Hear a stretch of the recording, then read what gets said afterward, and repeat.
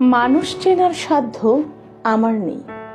যতবারই চিনতে গেছি ততবারই ভুল করেছি, বিশ্বাসকে সত্য ভেবে গিয়েছি, আর শেষে ফিরে পেয়েছি আঘাত। এই শহরে আমি কখনো মানুষ বুঝে উঠতে পারিনি। মুখ আর মন যে এক নয় আমি তা দেরিতে জেনেছি।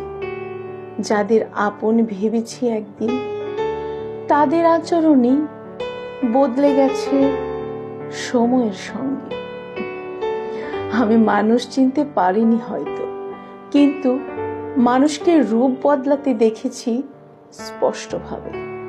হাসির আড়ালে লুকানো হিসাব, কথার আড়ালে গোপন স্বার্থ দেখেছি। তবু বিশ্বাস করাই আমার স্বভাব, হয়তো সেই কারণেই বারবার ঠকে যাই।